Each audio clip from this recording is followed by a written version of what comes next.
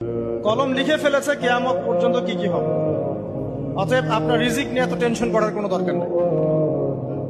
বিয়ে শাদী হচ্ছে না, এই জন্য কবরে গিয়ে মানত করার কোনো দরকার নেই। সময় মতো হবে ইনশাআল্লাহ। যখন রিজিক তাকদিরে লেখা আছে, সময় মতো ইনশাআল্লাহ হবে। তাকদিরের বাইরে রিজিক পাওয়া যায়।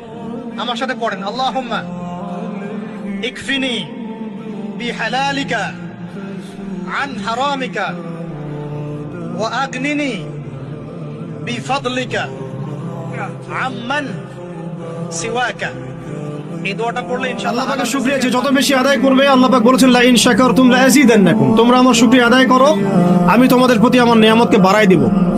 ওয়া লা ইন কাফারতুম ইন্না আযাবি লাশাদীদ, তোমরা যদি আমার অকৃতজ্ঞ হও, জেনে রাখো আমার আযাব বড়ই কঠিন। সবসময় চিন্তা করব আমাকে আল্লাহ কি দিয়েছেন, এটা চিন্তা করব না আমাকে আল্লাহ কি দেন নাই।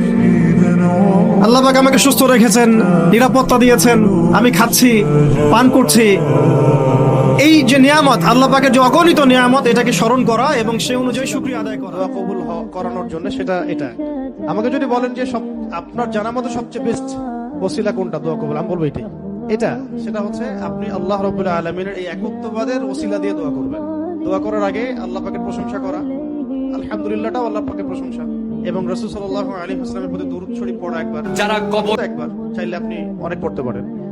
এরপরে যে বিষয়টা আপনি চাচ্ছেন তার আগে বলা, আল্লাহুম্মা ইন্নী আসআলুকা বিআন্নী আশহাদু আন্নাকা আনতাল্লাহ লা ইলাহা ইল্লা আনতাল আহাদ الصمد الذي لم يلد ولم يولد ولم يكن له كفوا احد।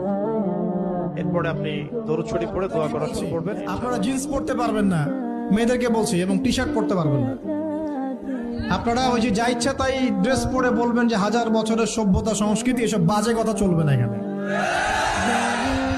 এটা হাজার বছরে কোনোদিনও আমাদের দাদা নানিরা এগুলা যুব সমাজের সবচেয়ে বড় টেনশন রিজিক। একটা জব,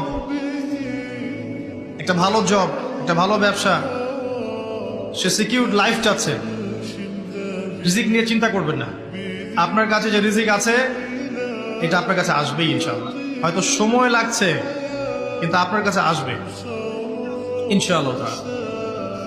আপনি হালালের উপর থাকবেন, ন্যায়ের উপর থাকবেন, আপনি অন্যায় পথে রিজিক সার্চ করবেন না। আপনার তাকদিরে যে রিজিক আছে আপনার কাছে আসবে। সবচেয়ে সৌভাগ্যবান ব্যক্তি কারা? সবচেয়ে সৌভাগ্যবান ব্যক্তি কাদেরকে ধরা হতে পারে? অনেক জায়গায় অনেক বর্ণনা আসছে, তবে একটা বর্ণনা আমি বলছি এখানে, যে এক জায়গায় নবী সাল্লাল্লাহু আলাইহি ওয়াসাল্লাম ইশারা দিয়েছেন, ইরশাদ করেছেন যে সবচেয়ে সৌভাগ্যবান তারা যাদের জন্য নেক হায়াতকে লম্বা করা হয়েছে, নেক আমলকে বৃদ্ধি করা হয়েছে।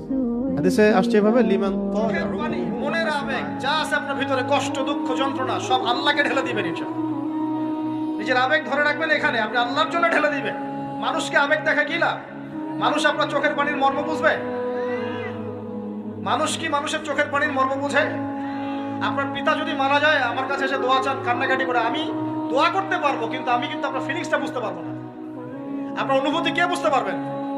আল্লাহ পাক আপনার ঘাড়ের রগের চেয়েও কাছে আছে। সুবহানাল্লাহ। যে যুগে মানুষ রিজিকের হালাল হারামের পরোয়া করবে না, যে কোনো উপায়ে আমার টাকা পয়সা আসলেই হলো, যে কোনো উপায়ে, সেটা হোক সুদের মাধ্যমে বা ঘুষের মাধ্যমে বা দুর্নীতির মাধ্যমে বা অন্যের সম্পদ লুটার মাধ্যমে, any how I have to reach, আমাকে বড় হতে হবে। এটা আমাদের কনসেপ্ট।